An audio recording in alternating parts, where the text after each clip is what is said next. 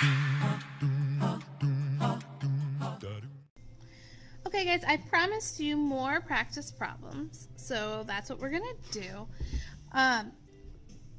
So remember, we're in our textbook, okay? And if you don't want to lug around a textbook, you're welcome to take pictures of the pages. We're starting on page 40. We're doing number 1 here. So the first thing we want to do is just read it. We have a passenger elevator. That's just an elevator that holds people, okay? An elevator operates at an average speed of 8 meters per second. If the 60th floor is 219 meters above the first floor, how long does it take the elevator to go from the first floor to the 60th floor? So they're asking us how long does it take, okay? And you're going to have to be able to figure out that that is time. And then I have to figure out what they give me.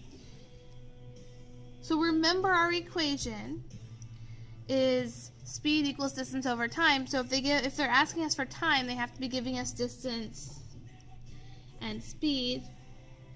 So if we look at the problem, it says that the elevator operates at an average speed of 8 meters per second. So our speed is 8 meters per second. If you also read, it says that the 60th floor is 219 meters above the first floor. So that's our distance. Okay, so we know distance is measured in meters. So if you didn't catch that, that's why this is the distance. And then speed is meters per second. And they also said the average speed is 8 meters per second. So for our equation, you are going to either look at your notes or be able to look at this equation and tell me how to solve for t. So these two are going to switch places. Time is distance over speed. So then I'm going to plug in the numbers. Instead of writing D, I'm going to write 219 meters.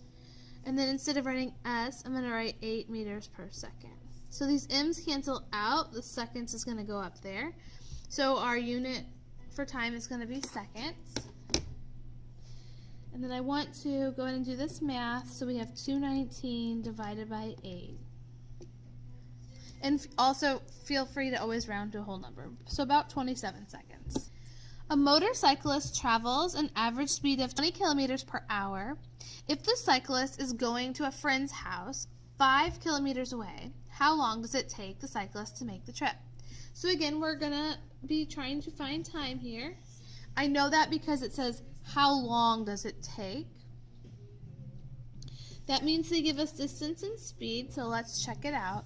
It says a motorist travels an average speed of 20 kilometers per hour.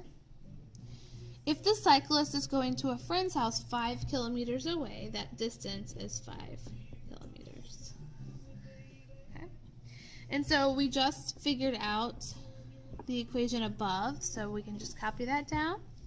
And instead of writing D, I'm going to write 5. Instead of writing S, I'm going to write 20 kilometers per hour here. Kilometers cancel out, hours go on top. Our time this time is measured in hours. So we do 5 divided by 20 if you don't know how to do that in your head. So it is going to take about 1/4 of an hour.